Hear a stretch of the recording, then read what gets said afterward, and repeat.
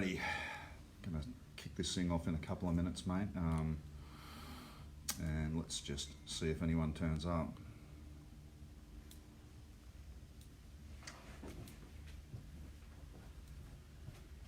It looks like there's one person watching. That's probably Miranda just across the way. Not yet. Hello, Steve Purvinas. Can you hear us, mate?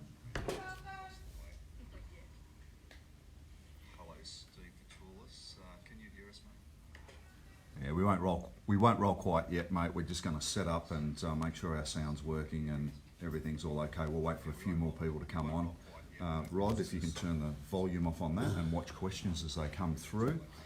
And yeah, like I said, guys, we'll just give it a couple of minutes for more people to get on board. We're working out of the AAA office this morning, which is the Flight Attendants Union. We're sort of all bunkered in here. Trying to address these urgent issues, and I don't know, Terry, you want to come and say hello to our members? Hi everyone. Terrible times for us all. I think one of the things that, as I said to Steve, for us for long haul, absolutely no flying, 100% shut down.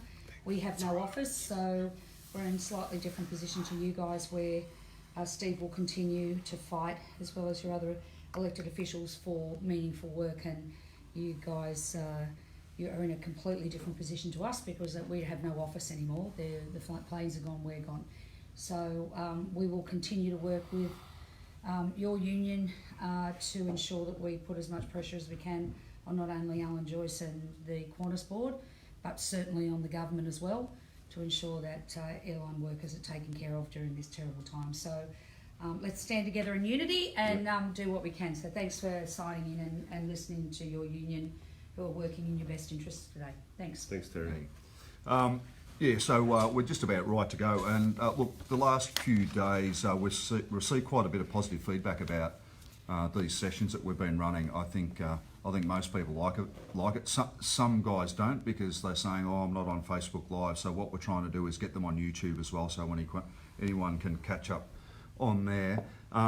It's usually me who gets the positive feedback, but I just want to remind everyone that I get paid for what I do, so I'm fortunate. But the bloke sitting next to me, our president, Rod, he does this all in his own time, so probably the appreciation should be spread or extended more so to these guys than me. I'm just doing what I get paid for. Nah, these guys are doing it for the love, so thanks, Rod.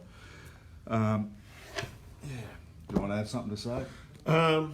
Yeah. Well, I think just before we kick off into the messages and the latest state of the nation, there was a few messages out there that some people are saying that we should give some people, cut some slack on paying fees in these times that are tough. We're a small association, guys, and a lot of it is voluntary. Most of your executive is doing this on a voluntary basis. Your reps are doing it voluntarily. The majority of our money is spent on legal fees, protecting you guys, protecting the interests of the association and the aviation industry at large. So whilst we would like to give some allowances for fee payments, it's not really viable at this point in time. Now, in saying that, if you do lose your job or you are stood down without pay, we will invite you to send the letter that states that fact, and we will put your fees on hold for the period of time that you're not employed or you're not paid. Yeah, so it's simple. No income, no fees. Correct. Yeah. Okay. Look, and how we're going to do this today, guys. Yesterday there was meetings with the Qantas Group and Virgin. So when we get into the substantive part of it for each airline, and we recommend that you sit through the airlines that you're not employed by, so you can see how others are dealing with this situation. We'll run through Virgin first, then Jetstar, and then Qantas. And for those airlines that are not covered by the meetings that we had yesterday, still listen in, because everything's going to flow on from the majors. Right, if I could just sort of say from the outset that I'm pretty sure, well, you can let everyone know how you feel, but the way I see the two different groups handling this is Qantas are just going to meetings saying, we are going to do this and there's nothing you can do about it. Virgin are, they pick up the phone and say, hey, can you come in and help us so that we can all work together and work out the best solution for everyone? That's how I see the difference between the two airlines, and that'll become apparent as we work through exactly what was said and has happened in the last 24 hours. Yep. Right. We went into yesterday's meeting with Qantas, and I'd said to you guys at the last feedback session that, you know, we'd committed to working with Qantas on this, to make this as equitable as possible. Obviously, there's going to have to be people stood down, and it was discussed at length yesterday. Steve and I both made the point quite clearly that we wanted to be part of the process to manage the leave requirements. And Qantas categorically said no, you guys won't be involved. We made some pretty strong arguments to support the reasons that we should, mainly around the fact that there's incompetent managers that will be running this, there'll be nepotism, and if they want to get the best outcome, they need to involve the association in the way that the leave is distributed. We finished the meeting yesterday, and they were adamant that we wouldn't be involved. And then I received a call from Chris Snook a couple of hours after the meeting, and it appears that Qantas may change their position and allow us to be involved in the process. How that looks, what our involvement is, I don't know. It's all yet to be discussed. It's a bit of a double-edged sword for us, because I was actually, when they said no, that we won't be involved, I was like, oh great. Well, we won't be wearing the responsibility of this shitstorm. We'll put it all down to Qantas management. But I think, and as Steve rightly pointed out, what did you say to me, Steve? It's our responsibility as well, and we have to make sure that everything's done fairly and equitably, and some people treat it worse than others. Yeah. All right, yeah, so we're going to have some say in what Qantas want, but how much that is, we don't know. All right, so what we're going to do today, we're going to be watching questions as they come in. We're not time limited today. Anyone wants to ask things, we'll probably do it by the airlines. Jeff Hyatt from Virgin, who we're going to jump into first, just put up, I've been dealing with our local VT management. I have nothing but good things to say about our dealings. Yeah, that's how we feel about the difference between Virgin and Qantas as well. So I'll get into the Virgin position firstly, or actually before I do that, I wanted to explain to everyone, because this applies to everyone. And morning, Ron Greaves, working out there for the Qantas Link group, hopefully still, or smaller airlines. A lot of the stuff will flow onto you guys as well. Section 524 of the Act, where they're going to stand people down. There are areas of that section of the Act that haven't been tested in the legal system yet. And there's one thing that we've identified in the Act that should prevent the airline from just putting a blanket ban out there and saying we're standing everyone or 70% of people down. And that's a section that says that they can only do this if you cannot be usefully employed. And with aircraft so broken and other things that they could be doing, we say there is work that people could do, and you cannot apply this provision of the Act. You can be usefully employed, and we'll talk about that further when we talk about the Qantas group and what they're having to say. This at this stage is not applicable to Virgin, because Virgin have said to us they're not going to implement this section of the Act. They want to do it by mutual agreement. That is, the engineers at Virgin understand that there's some problems, and they will accept that they have to share work or whatever other arrangements need to be put in place. But at this stage, and not any time in the near future, they're saying they do not want to implement this section of the Act because it's not right. So Virgin meetings in probably 2 days ago, no, it was yesterday morning actually. I woke up and I thought, oh, right, I've given Job, who is the head of Virgin's engineering, a couple of days, and I thought it's time to get onto him and find out what's going on. So I rang Job, and Job was a little bit less flustered than he was a couple of days earlier, and he was sitting there with Darren Dumbier, who's his boss. Now, Darren Dumbier sits between the engineering manager and the CEO. So in between there. And I said, Job, our members are worried or concerned about what could happen. We're worried about the future of Virgin, its viability, and he said, yeah, we're all worried as well. He said, we don't want to just send people home. We don't want to lock people out. He goes, what we're trying to do is identify any possible work that could be done, whether that be bringing mod programs forward, tidying up the defects on the aircraft. They're even talking about doing C-checks on Virgin aircraft to make sure that people can still get an income. And I said, well, that's all fantastic to hear, but you're going to need a hand to implement all of this. We have two Virgin members of our executive who work for Virgin Tech, being Chris Tamblin and Mike Davies. I said, well, you haven't got that much work on at the moment because you've got less flights. Can you release these guys indefinitely to help you? And he said, yep, no problem. We'll get those two guys off because we want to work together in the same room. That is engineering managers and union officials trying to identify areas where work can be undertaken. So I had that discussion with Job. I had a call 10 minutes later from Darren Dumbier. Darren just reinforced a lot of the same things. They're trying to find work. They don't want to stand people down. There's going to have to be some mutual agreement between how to share the work, but it should be voluntary. So good conversations with Darren as well, and they're going to work with our guys. And I explained that Darren's ex-Ansett engineering and been around the industry a long time. Why would you have our officials involved? Well, Chris Tamblin, our executive member, he's a former Virgin engineering manager. He knows the ropes there, and he's been there since day one. So why wouldn't you have someone like that helping you, trying to organise where you can get some work from? Beyond that, beyond the good earlier discussions, then I received an email that the CEO wanted to have a chat with me.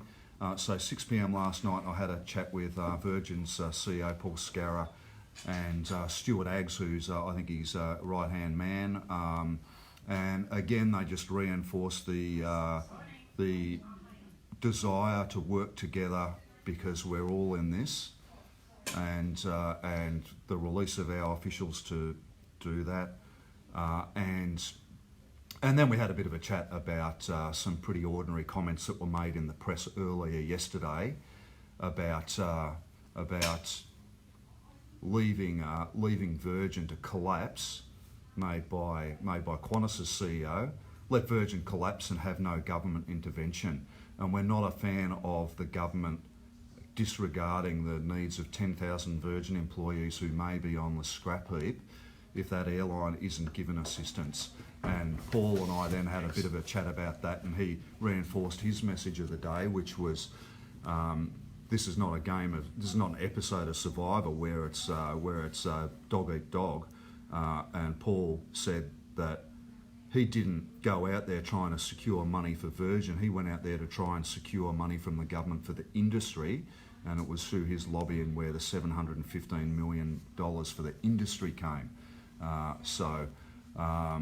We like dealing with Virgin. Well, we have so far through this,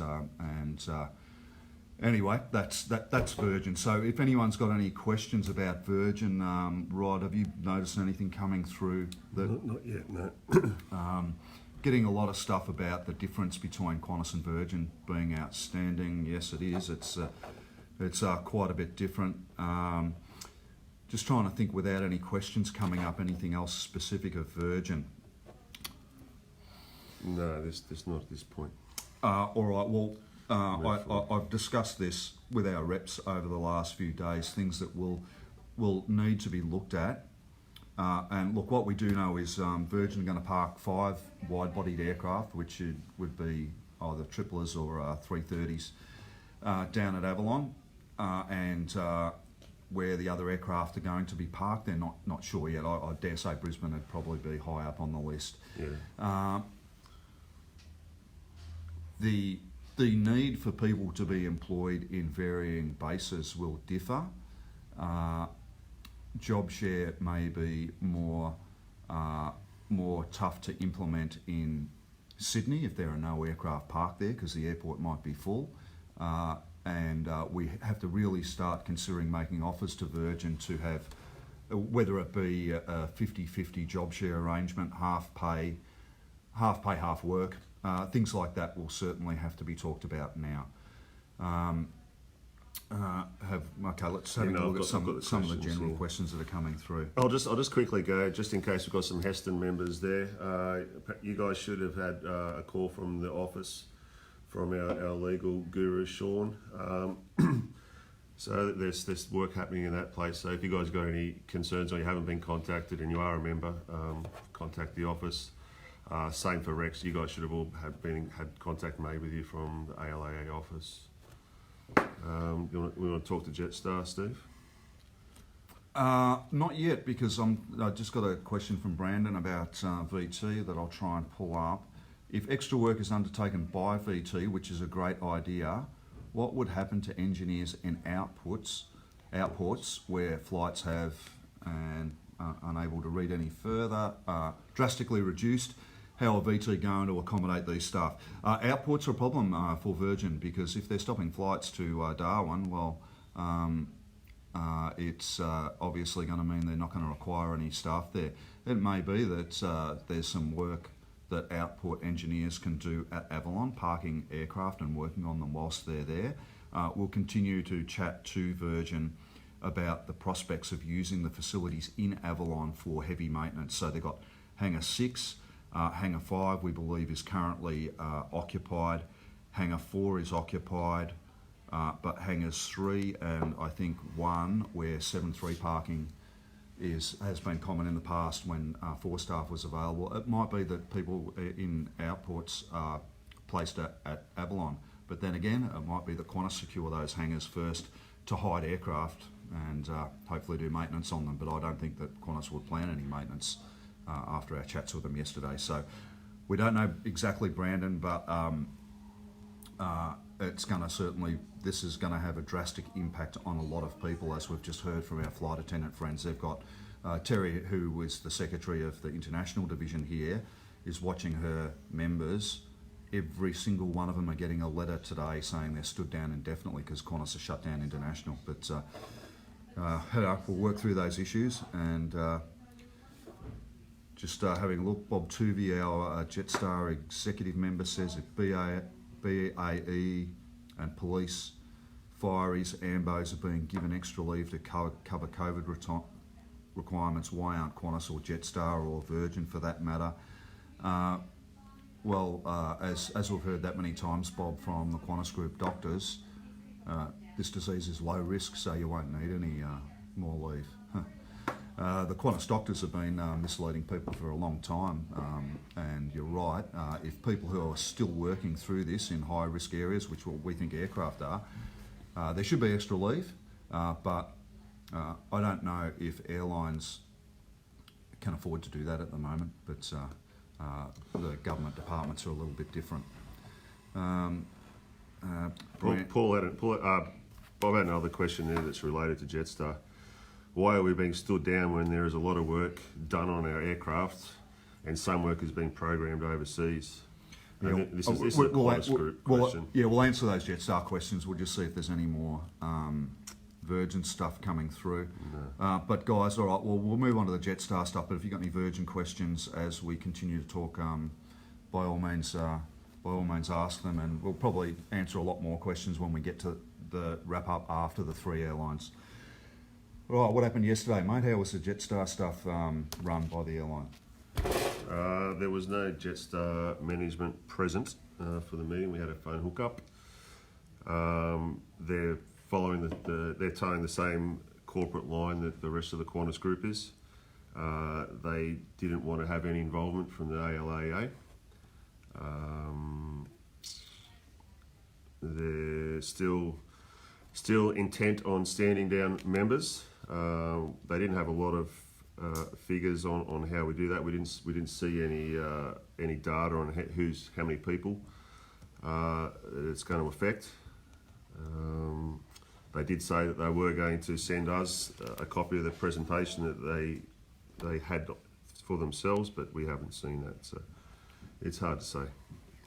So just from memory, the stuff that I recall, so we were sitting in a room talking to Qantas managers in Sydney, and the Jetstar managers were in Melbourne on a phone hookup, and they were running through a PowerPoint presentation that we couldn't see, so we just had to hear them out. And they ran through how many people they said were going to be stood down. Did they say letters would come out on Tuesday? Was it for Jetstar? Letters to come out on Tuesday, and they started running through a couple of bases, and it was, look, there was a little bit of work in Melbourne because they're going to have permanent staff, Jetstar staff, doing some A-check work in the hangars in Melbourne, but that just means that core people are losing their work because of it. But it means less Jetstar people will be stood down. I've got my notes from yesterday, so I'll go off that. Yeah, you have a read of that. So the previous meeting earlier in the week we had with Jetstar was also inclusive of Qantas Link Management and Sun State Management, but we didn't see anyone or talk to anyone yesterday from Qantas Link or Sun State. It was just Jetstar. They advised us that obviously all the 787s will be grounded and parked at Avalon. 30% of the domestic operations will continue.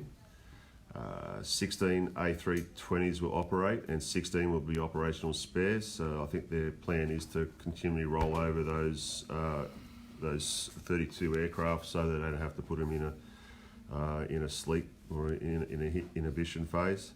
The rest of the aircraft will be in deep storage. Every port's going to be impacted. 200 engineers out of the 330, so that includes AMEs, will be stood down.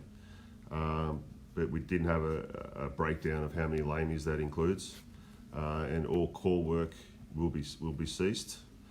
And selection of who's stood down is going to be based on a skills basis and rotated through on a month by month in alphabetical order. And we did ask if they would allow us enough time for people to change their surname by deed poll, but they weren't too keen on that idea. Look, just having a look at that list, Rod, guys, it says 200 engineers are going to be stood down out of 330. They did run through some figures on that, but they were going to send us a presentation through.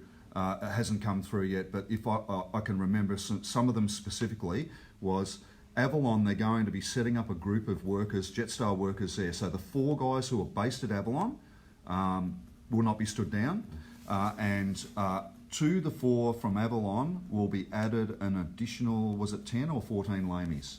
10. An additional 10 lamies will be added to the new section to cater for the aircraft that are parked there. So there's going to be some work there. Those guys will probably come from Melbourne. Yep. Other ports, I can't remember specifically for Sydney, but I was very interested in what they were going to do with Newcastle and their heavy maintenance facility there. And I've had a bit of a chat with Bob Tuvey last night about the arrangements at Newcastle, and Craig Reed was sort of saying to us something about April being their highest flying month. They normally don't have any aircraft in the hangars or minimal aircraft in the hangars, and it would normally be shut down in April anyway. So that he saw that as situation normal. I was more interested in May. If before this blew up, in May they had aircraft scheduled to go into the hangar at Newcastle, they should continue to undertake the heavy maintenance work on aircraft that they always plan to do. If they decide not to do the heavy maintenance in May to save money, they won't be legally allowed to stand anyone down. So it's very important for us to watch what their old maintenance plans were and to see if they change. And I'm going to get into this into Qantas as well. Another aspect of this Section 524 of the Act is that, again, I'm going to repeat this over and over because it's going to be tested in the courtrooms. If you cannot be usefully employed, an airline cannot send people home when there is work because they want to save money. The Act does not permit them to do that. So if they change their heavy maintenance plans, then they're in breach of the Act. They can't stand you down. So whether it be Virgin, Jetstar, Qantas, or any other airline, if they're changing maintenance plans to save money, they can't stand people down. That's what we say anyway, and it will be tested in court. So Craig Reed did say, however, that they were looking at bringing a 320 check back from Singapore. So there may be some work come in. They may do the right thing there. And I felt a little bit more comfortable dealing with Jetstar management than the pure Qantas mainline people. The Qantas mainline people were a little bit more ruthless than Jetstar. Not that Jetstar were what I would call a friendly employer to deal with. All right, so let's, if we can just, I'm just going to scroll through, guys, and see if there was any Jetstar specific questions. There is one. Yeah, Miranda. Why can't Jetstar bring mod programs forward? Okay, bringing mod programs forward. Why can't Jetstar do that? Well, they can. They can bring mod programs forward, and they can use that work to keep you usefully employed. And as the week unfolds, we're going to get very serious about gathering any evidence for all of these things that potentially could happen. So, like we were hearing last night that 3 Qantas aircraft haven't got Wi-Fi put on them yet. So certainly they can do the Wi-Fi on those planes while the planes are on the deck, but they're flagged to us that they don't intend to do anything more than the bare minimum, which puts them in a legal position that could cause them some problems if we're successful. So yes, Jetstar can bring mod programs forward. They can clear the defects on their aircraft. Craig Reed said yesterday that the fleet were carrying 200 defects, and 200 defects is roughly 2 defects per aircraft. And he said that it's minimal the amount of extra work it would provide. Well, I don't know how they can determine whether it's minimal or not without analysing it. Compare that to Qantas though. The Qantas aircraft are carrying on average 30 defects each, so there is ample work for people within the Qantas group on defective aircraft, and be it Jetstar or Qantas, they are electing not to have this work undertaken. They are not. It's a deliberate attempt to wipe out everyone's leave balances, clean the books. There's no initiatives being taken to partake in, or to secure any additional work. Alrighty, questions. Miranda. So Miranda's from the AAA. She's following through. You want to say hello? And anything more specific Jetstar that's come through? Maybe not. Few for VT. Chris Stones just asked a question. Does that legislation get tested in Fair Work or Federal Court? I'm certain it's the Fair Work Commission. If those guys who were around in 2011, which was nearly everyone, remembered the big airline grounding, yeah, that went to a full bench in the Fair Work Commission. This section of the Act will be tested in the Fair Work Commission, and the process is, and I've been asking our reps in Sydney to start gathering evidence of this. It will be an application made by the ALAEA for both Qantas and Jetstar against both airlines to say that you are illegally implementing a stand down when there is when engineers can be usefully employed. We will have to supply a lot of evidence to have that tested, and the case could be. We could lodge on Wednesday, the case could be Thursday. We need people to start gathering information now that may assist us with this case. And a perfect example is this one that I've talked to our reps about. Training, i.e. type training, is work. You get paid for it. So our understanding is that Qantas, and it might be the case at Jetstar as well, they've cancelled some courses. The courses were to start in April or May. That is work that can be done. They can only implement this if people cannot be usefully employed. They have cancelled those courses to save money. Saving money is not a reason to enact this section of the Act. The only reason is if there is nothing to do. So Stoney, it'll go to the Fair Work Commission, and as is always the case in there, it'll depend on which bloody commissioner we cop. So, but it will be a big case that's probably followed by the press and everywhere, because it'll set a landmark to what every company in this country will be able to do to their workforce as this virus gets worse. Maddie Ray, who'd have asked a Jetstar question earlier? What was that about? I'm not sure. I'll give you another question while I look that one up. So this question has come in, and I guess it's generic to all airline groups. Can a submission to Fair Work be done to allow long service day in days and not weeks? No, it can't. It can't. And long service leave, we've had a lot of questions from guys like that. Long service leave does not work the same way as annual leave or other leave. Long service leave is different for every state, and the state acts allocate you varying amounts of leave. Some states are 3 months leave after 15 years, some are 3 months after 10 years, some are 2 months after 10 years. It varies. The Qantas Group has a standard though, it's 3 months after 10 years.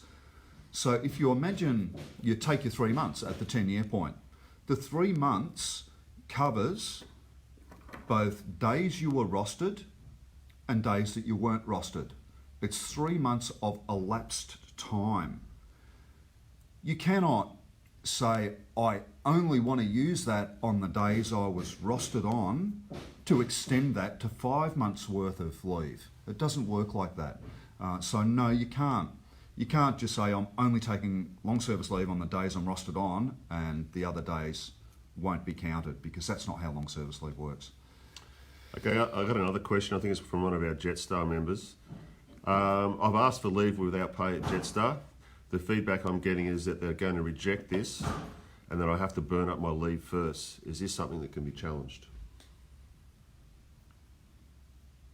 I just have to get my head around that for a second. He has asked for leave without pay. Yep. He has other leave. Well, firstly, it would be stupid for Jetstar to reject the leave without pay. But if he has been knocked back leave without pay and either has to take some other leave or will continue to work, that means there is work for someone else to do if they had to release that guy, which means they can't enact that section of the Act. So look, if you're getting knocked back for any form of leave, it obviously opens up the door for further things for us to test. And we are hearing lots of stories about people at Qantas have applied for leave over April, and they're getting letters or told verbally back that, oh, sorry, you can't have leave, we don't have enough people, which shows you how the left hand doesn't know how the right hand's working. All right, Jetstar specific stuff. That's about it at the moment. All right.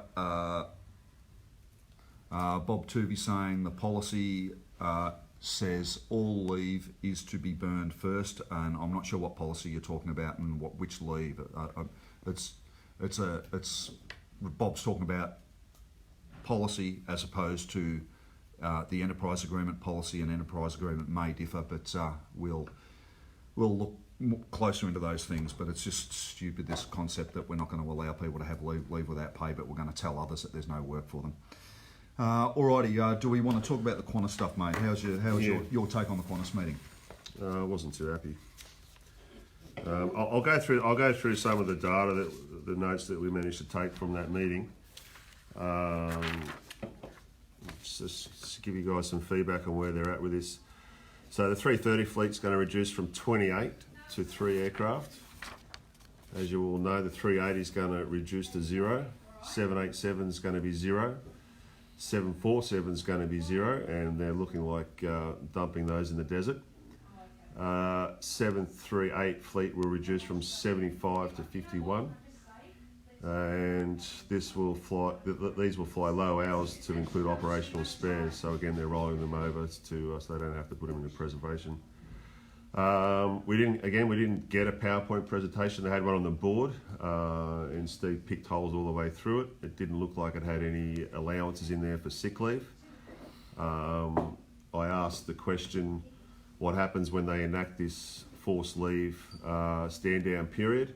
If Steve Purvinas is at work and he calls in sick, are they able to give Rod Wyse a call and say, we're reneging on your forced leave, you can come in and do Steve Purvinas' shift? They didn't have a position on that at this stage, and they said they will get back to us. Some examples of port lamey numbers. Sim's going to go from 41 lamies per shift to 18. SDA will go from 14 per shift to 9. Adelaide will go from 13 per shift to 7. Obviously, a lot of the international SIT, Brisbane line, they're going to get hit even harder. The detail on the revised headcount is still not quite known at this stage. Avalon's going to be storing 51 Qantas Group aircraft. They're going to require, well, I think Steve said this before, they're going to require additional 8 lamies. And an expression of interest is going to go out for the Melbourne line guys to go down to carry out the additional work down in Avalon. There's already aircraft flying there as of yesterday. And Brisbane base maintenance, they haven't worked out what they're going to do up there at this stage. A couple of the options were just to keep it going business as usual or to shut it down. They're going to let us know what they decide with that.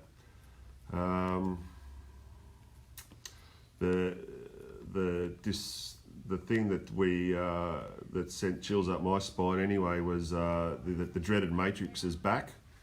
The selection criteria on who's going to be stood down is going to be based on their matrix, and this is going to be based on qualifications and skills. Whether you've got a Cat 2 driver's licence or not.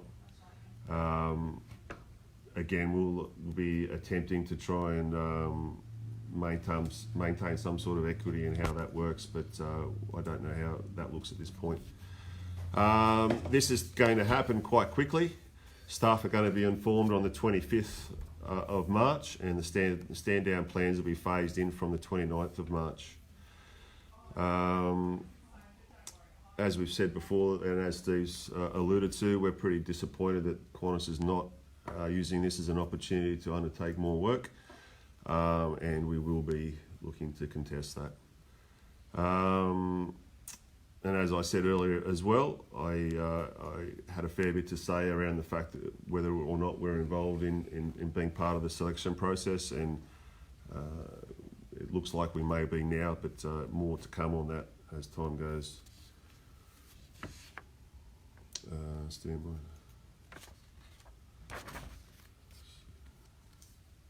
That's about it, Steve. Did you have any further comments on that?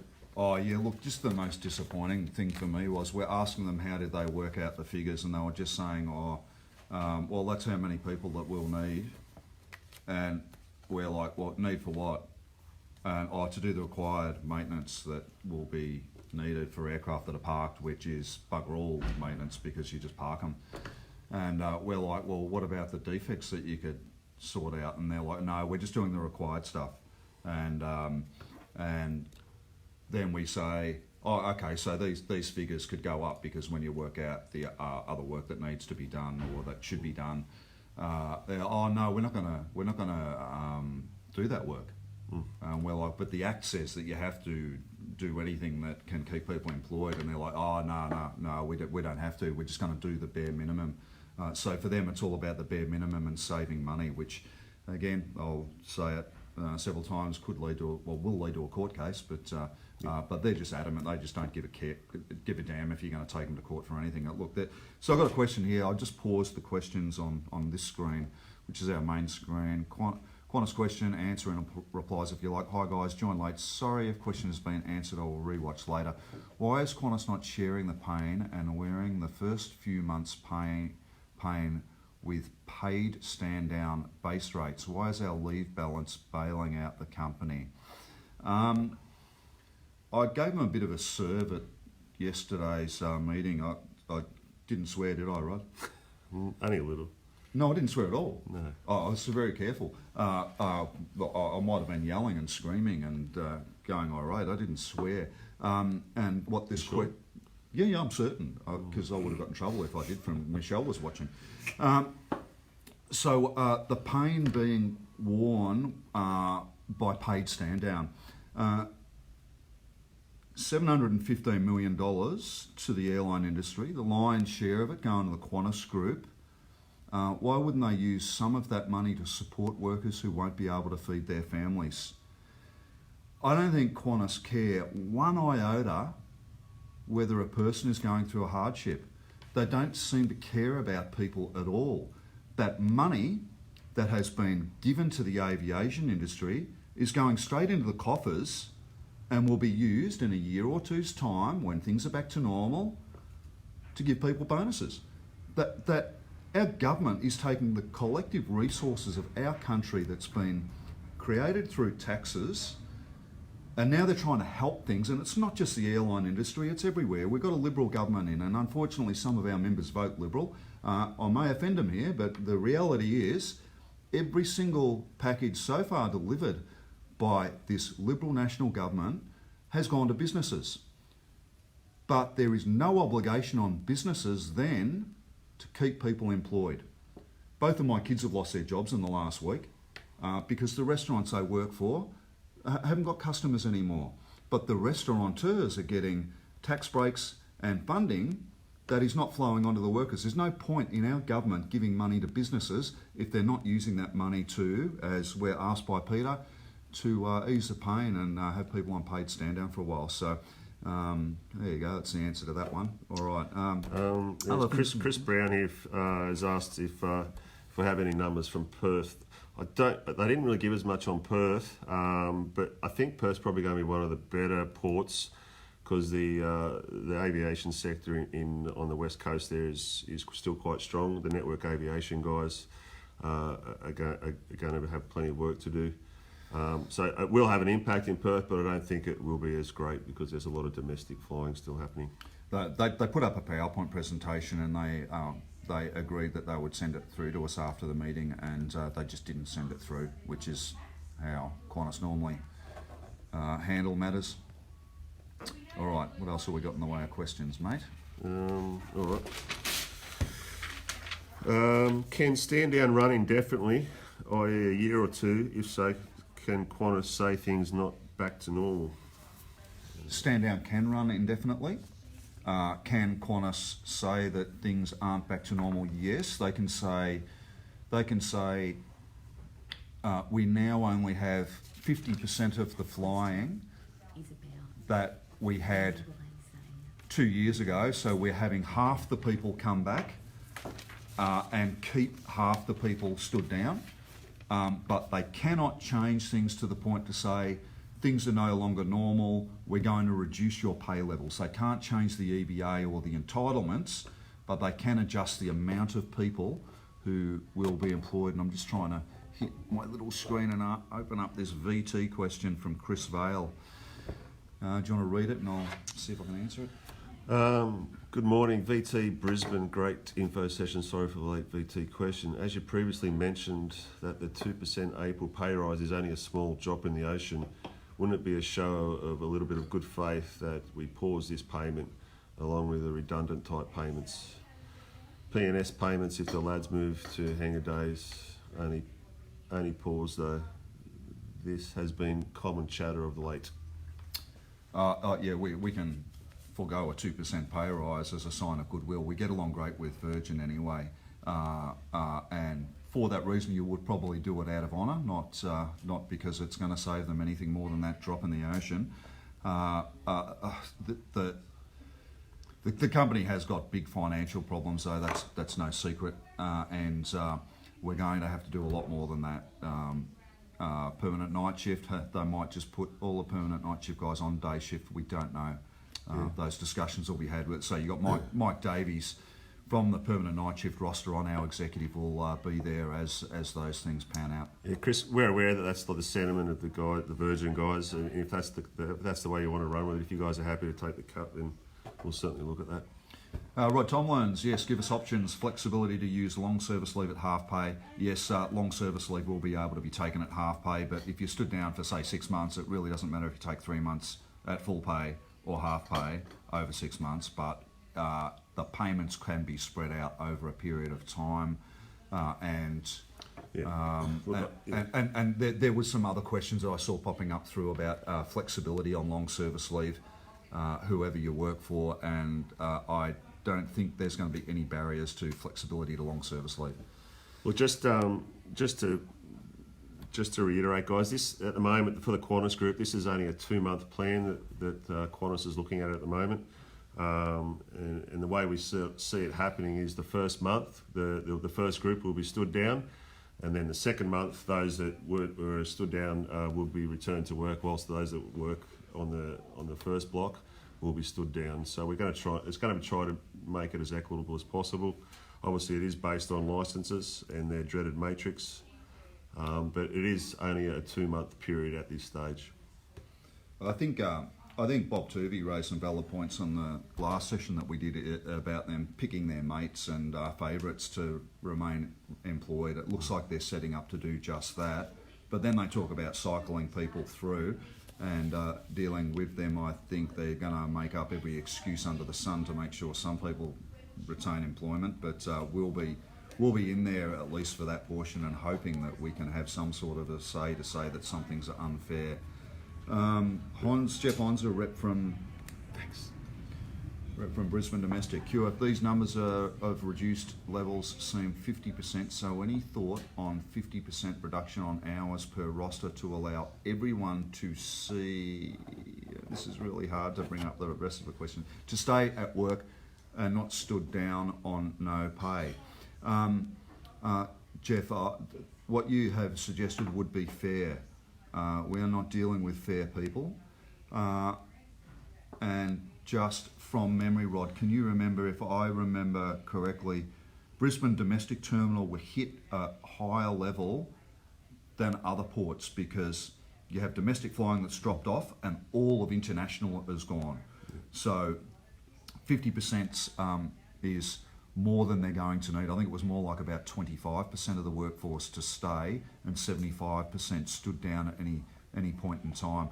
And of course, SIT is hit heavily through this because they were going to, if memory serves me correctly, 4 people rostered per day at SIT. Correct. So we'll have to try and make sure there are provisions so those people in the hardest hit sections can move around a bit. While we're talking about sections, Qantas Brisbane heavy maintenance, they haven't finished or done any modelling on exactly how that department should be affected, and there won't be letters on Wednesday for Brisbane heavy. And in all reality, if Brisbane heavy had a book of aircraft that were coming and going back to back, planned months ago, it shouldn't change. There should be work there, but it may be the case that we ask members in Brisbane heavy maintenance to take time off to allow others in Brisbane to work in the hangars, and I'm sure our very supportive members at Brisbane heavy maintenance who have lots of hours up will do the right thing by their brothers, as they always do. All right, just for the Brisbane guys, I've just had some info come in as we're on the phone. This is a copy of the slideshow. So at the moment, I believe on a day shift, there's 4 supervisors required. That's going to go down to 2. There's 19 lamies required. That's going to go to 5. And that's going to be the same numbers on afternoon shift. 2 supervisors and 5 lamies. So this is the PowerPoint presentation they showed us yesterday, which has finally come through. It may not pay to... look, they said we can discuss this, but not distribute it. If you could open up each page, I think, you guys are really going to want to know the numbers. So I've just got Perth's numbers here. Supervision's general is normally 3. It's going to go down to 2. Lamies are normally 12. It's going to go down to 5 on day shifts. And then afternoon shifts, supervision will be 2 and 10 lamies. So that's lamies on night shift, currently 17, it will be 10. From the top, mate, what ports and sections have we got? We've got Melbourne here. Supervision 3 on days, 10 lamies on day shift, and same for afternoon, I guess all night shift. If we could just start at the If you open up Melbourne again, mate, if you read what we have today. So today there are 38 lamies on day. It's going to be dropped to 10. And on nights, same. Nights the same. Adelaide, the supervision is going to remain the same, 2 for each day shift and 2 for each night shift. Lamies is going to go from 8 to 4 for both day and night shift. And that's all the info I had. I don't have anything on SIT. Okay. And they didn't have any info on the Cairns and the other ports. All right, going through questions. Are they going to use a matrix in whether you're going to be stood down? Yes. Correct. Melbourne numbers, we just went through, so we got to that. Alex, great. So the boys club with the licence won't be stood down, and my single 380 licence means I'm fucked. You just swore. Yeah, I did. I said I didn't swear at the meeting with Qantas, so I didn't say I wouldn't swear here. Alex, yeah, you're fucked. Yeah, 380 only, you've got a big problem because they won't have a useful licence, but they did say yesterday that those with single licences in Sydney may be able to be used on Tango Cruise. That's the towing cruise, isn't it? Correct. Yeah. So you may get work on the Tango crew. And also too, Alex, that they're going to be putting these 380s to bed. So there's going to be quite a bit of work involved in that process. But they didn't have any. They don't even know where they're parking them at the moment. No, yeah. So there might be some work for a while for you, Alex.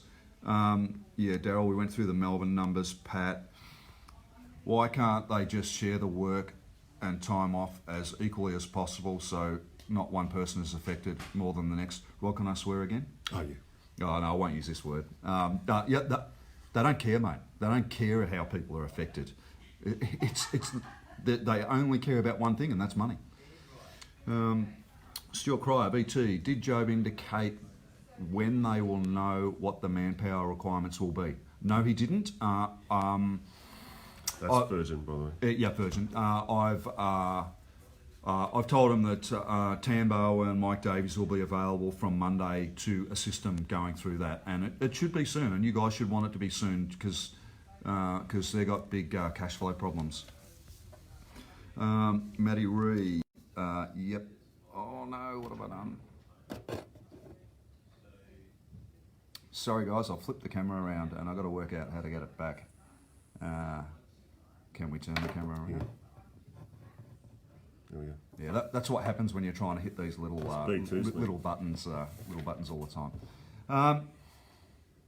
Steve Leonard, maybe the overtime being done in Brisbane Heavy can be done with normal hours from line employees. Hey, that's a really good suggestion. Do you reckon we can get the Brisbane guys to stop working overtime in heavy maintenance? You reckon? No. You don't think so? No. I hope that anyone in Brisbane Heavy Maintenance who thinks they should still be working overtime now doesn't work any overtime, because other people aren't going to be able to feed their families this time. So, but then again, they might be waiting for us to put out a notice about that, mightn't they? Possibly. Well, maybe we won't put out a notice about it. We'll just tell you here, stop working overtime in Brisbane Heavy because other people need to feed their families. Matt Hunter, QF. How do their staffing numbers stack up in SIM, i.e. workload required to preserve aircraft and keep 54 737s running? Those numbers in SIM, what were they again? 41 down to 18. 41 on shift down to 18. How do their numbers stack up? Well, we asked John Walker, the genius at the meeting yesterday, how the numbers stack up. And we said, like, okay, so you need 18 people per shift. And he's like, yes, we've done all the figures. What are you going to do if someone's sick? Oh, we'll just get one of the guys who's stood down. You can't. The Fair Work Act doesn't allow you to do that because you've given them a letter saying you have no work for a month and they might have gone and found a job somewhere else. You can't pull them out. Oh, we'll just deal with it. We'll grab one of the other blokes. We'll adjust our workload. And they didn't even take into account that if they need 18 every day, they're probably going to have to roster 23 and count that a few of them might be away. But the numbers did not stack up for SIM, Matt, and they didn't care. Will Crosser, no overtime has been worked for around 2 weeks in Brisbane base maintenance. Yeah, look, management probably aren't going to going to put too much overtime there. Be disappointing if they did.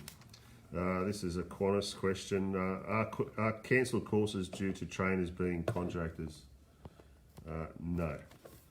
They're stopping all training, irrespective of whether it's contractor-led or not. Yeah.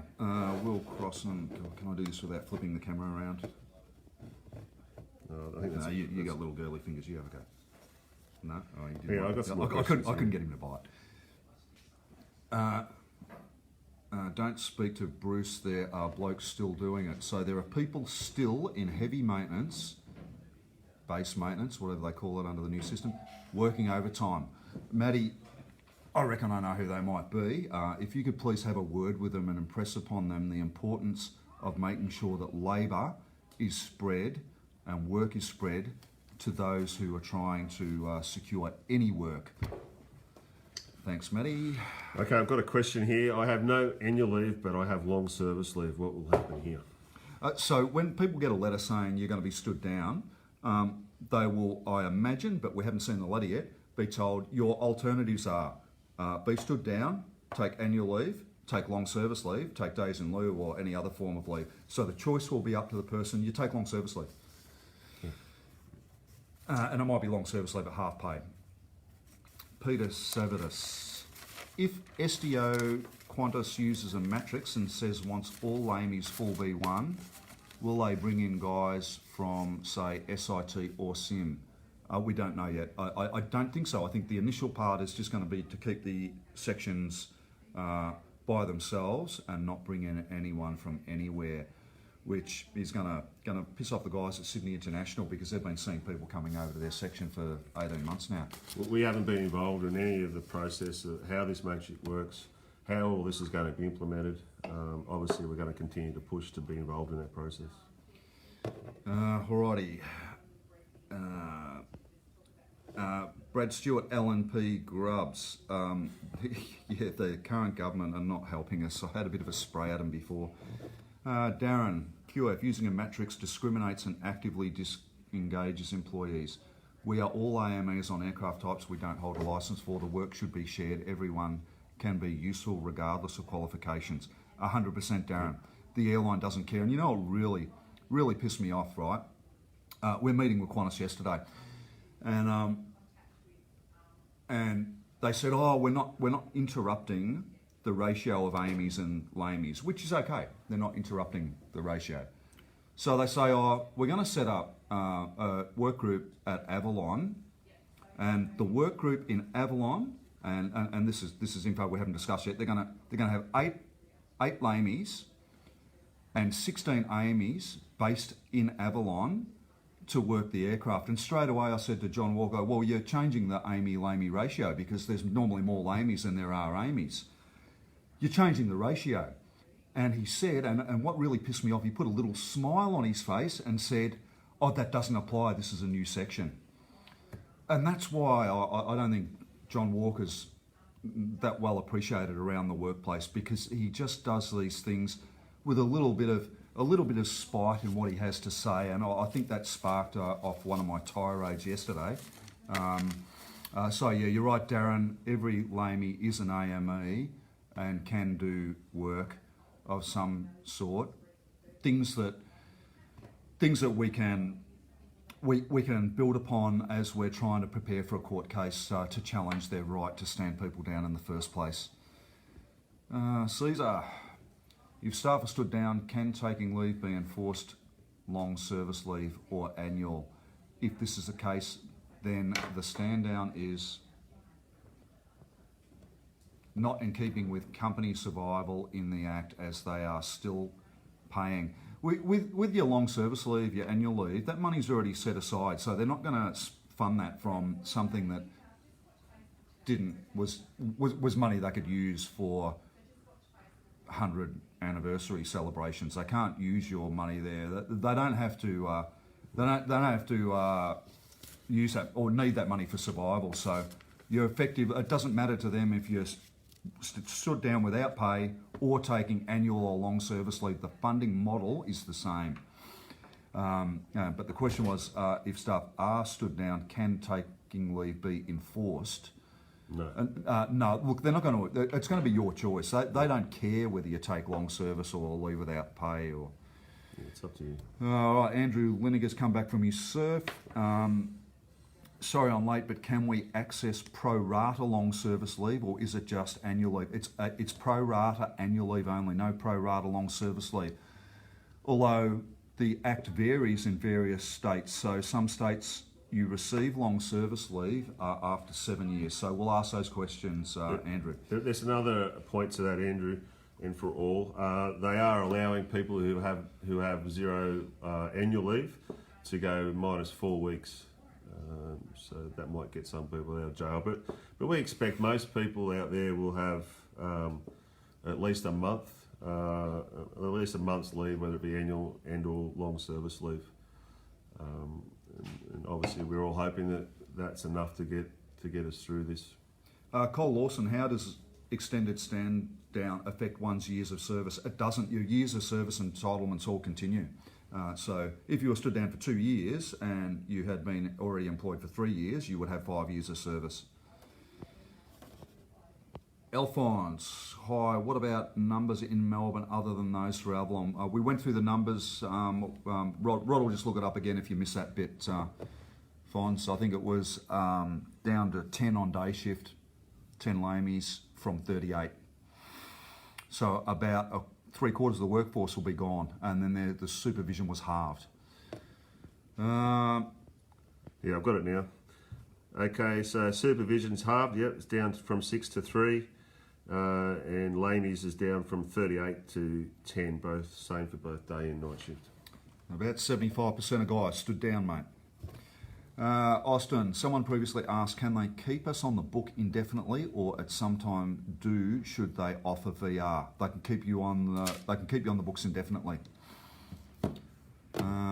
Yes, and we did ask a question about VR. It's certainly not on their radar. They've got no intention of paying or giving anyone VR. Andrew Agapu, Rod, there are 55 to 60 lamies per pillar in sim, not 41. With cabin and IFE lamies included. When they use the number 41, Andrew, I dare say they're talking about 41 being the number that they plan to have at work each day after people have taken sick leave and annual leave and long service leave in a normal scenario. So they say, we've got 55 a crew, we count on 41 of them being there on any given day.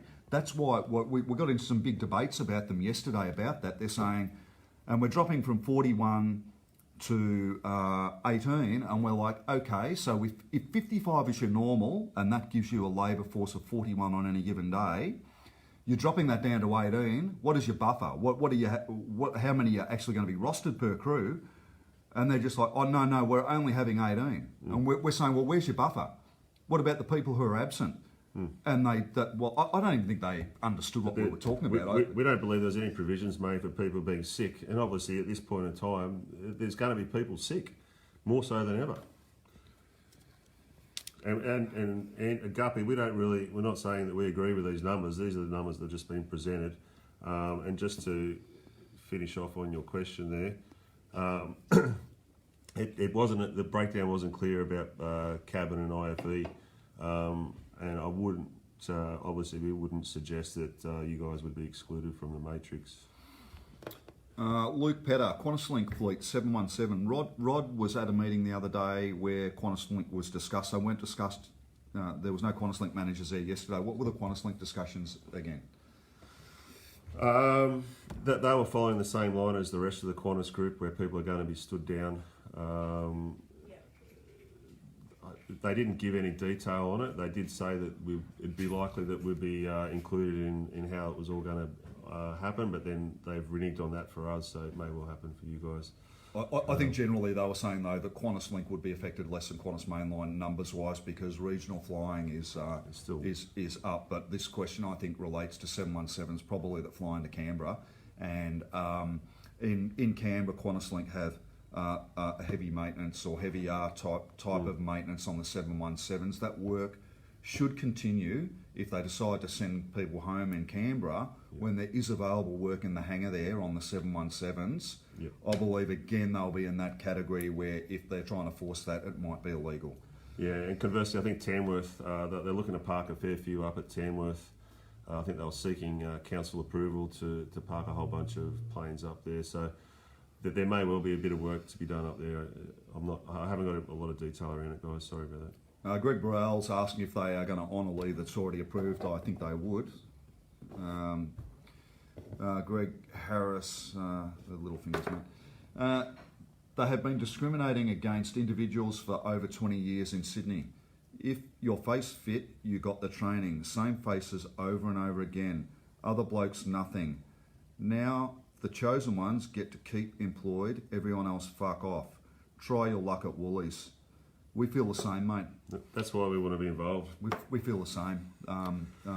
It's been a boys' club for a long time, and if your face doesn't fit, you're not part of the what is it, the Yum Cha Club, or is that Chop Suey Club gone now? Gun club, boat club, whatever. Yeah, we feel the same, Greg. Mike Swan, not sure if anyone is a soft pussy like me, but I feel sad whenever I think of what's going on for us and the community as a whole. Remember to take a breath, keep loved ones close and talk to them.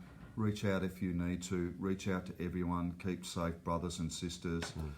Yes, it's a very sad period that we're going through, and it's probably going to define many of our lives. And I don't think people realise the full extent of this. One thing that I noticed a lot on Facebook is a lot of people are posting things about how this is not really that bad. And one of the posts was, only 3,000 of people have died of this disease in January and February of this year. And here are the numbers for cancer and traffic accidents and everything else. And it makes the numbers look really small. But in January and February of this year, this disease had really only affected 2 out of 200 odd countries. So you're only taking a snapshot from 1% of the world's countries. But I want to put a bit of perspective on how damaging this can be. I was reading from, there's a site called Worldometers, which has all of the official figures on the number of deaths. And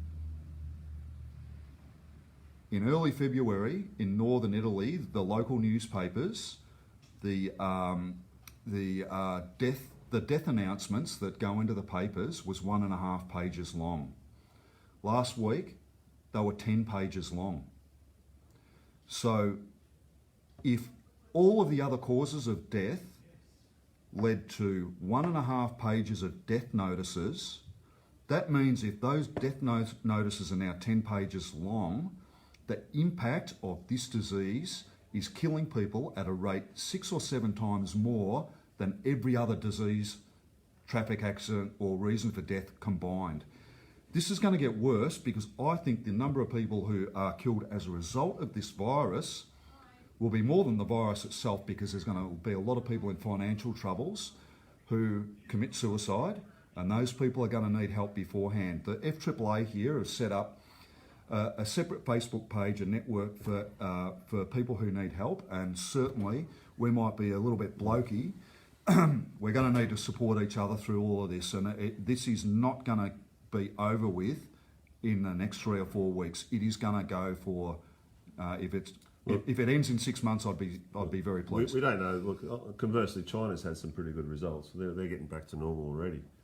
We need some proactive, pragmatic government initiatives to stop this getting worse. But yeah, no, I saw Japanese schools in I think Okinawa, which or it might be one of their islands. They're actually starting to send people back to school. So there are some good signs, but our governments have acted slow.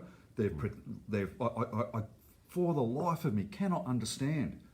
We've got to keep all of this distance, but casinos can stay open. Isn't that crazy? Anyway, let's have a look at these questions. Yeah. It's okay to shuffle work around the network when it suits them, but now let's screw Brisbane line. Yep. Yeah, they'll just do what they want for financial reasons. What about QantasLink numbers, Andrew? We haven't had a meeting with QantasLink about numbers yet. I don't think they're that advanced. Any AME numbers in LMO ports? They've got AME AME numbers in the presentation here, and it generally keeps in the same ratio that the workforce was previously. For example, Melbourne numbers, they have 10 AMEs on day shift, it's dropped to 5. Well, that's not in line with the ratio because the lamies have dropped from 38 to 10.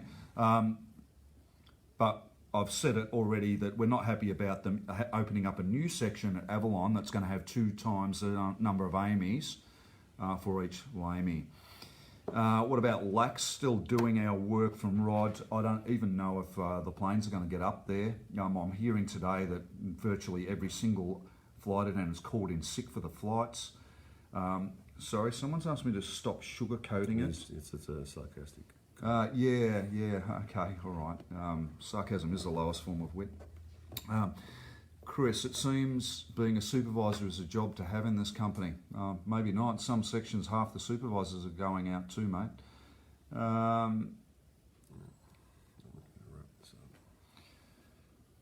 right. 330s will be parked at Avalon. We don't know all the answers. Yeah, look, they're closing the east-west runway in Sydney. They're going to be parking planes on there. Brisbane Heavy still union members. There's 2 who aren't.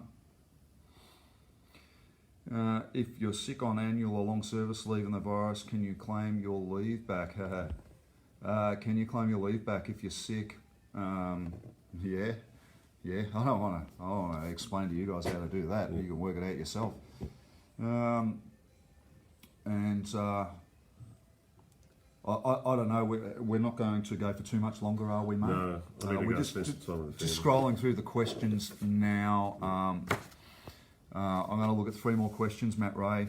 There are a few that have resigned recently, but still see the value in watching these live chats. Yes, thank you, guys. And I actually noticed a guy who retired only a few weeks ago, Al Painter, still involved in some of the social media stuff, former rep, and would be nice of Al to continue monitoring and maybe assist us in the industry or out of Bexley at some time. Guys, I just want to make a point too. Like, VR's off the table. We don't know for how long. And I know there's some guys out there that have been hanging on for the VR to come through. I'm not going to give you any financial advice. Everyone's in a different situation, but it may be worth seeking your own independent financial advice.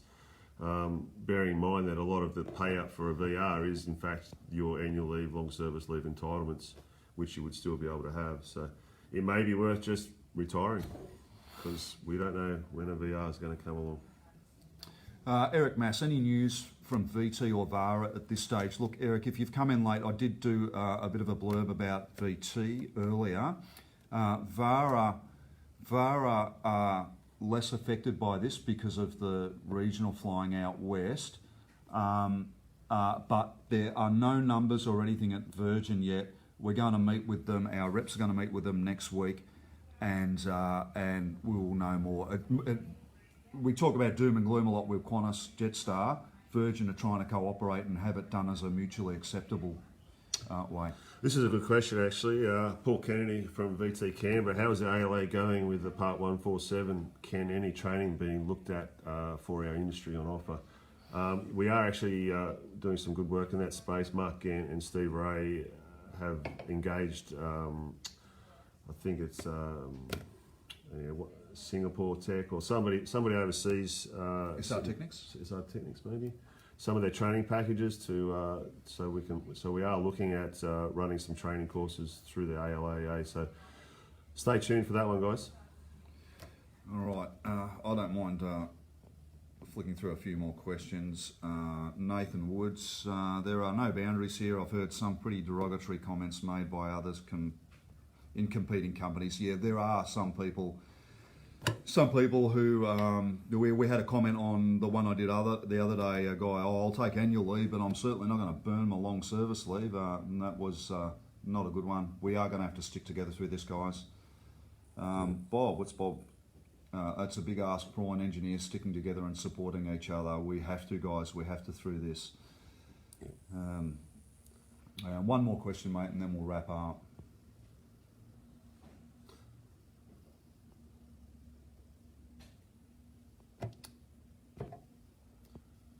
Looks like we could just go through this all day. The elephant in the room, I always like these questions. What happens when one person gets crook? We'll wipe out the whole crew or pillar. Look, Danny, I wouldn't be surprised if within a few weeks everyone in the country is in lockdown, and all the things we're talking about today about numbers that just go out the door because we might all be locked at home. So someone might wipe a crew out. I think that's only a matter of time before something like that happens.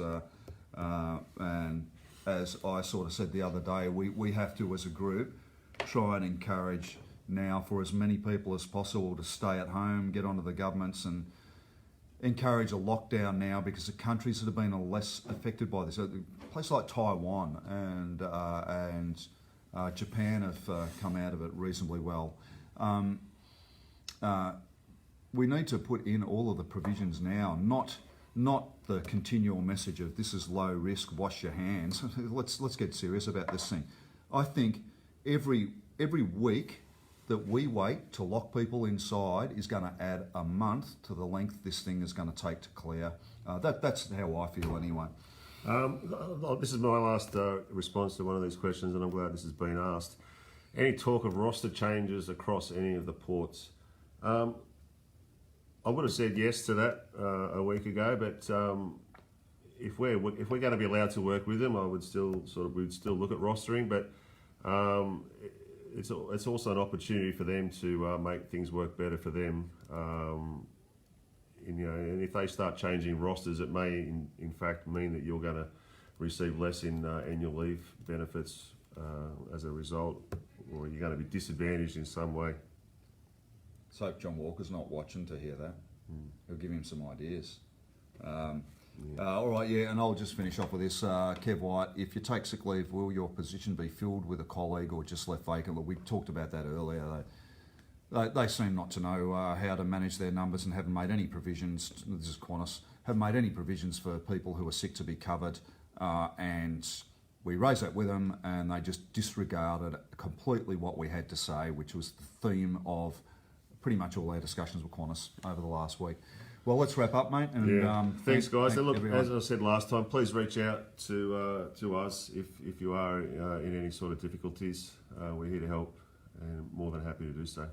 Wouldn't it be bad if we've done this right and we didn't realise that we'd hang up an hour ago and we've been talking for an hour and didn't realise that it stopped? I think the messages would have stopped as well. Oh, yeah, that's true. All right, thanks a lot, guys, and we'll see you probably before.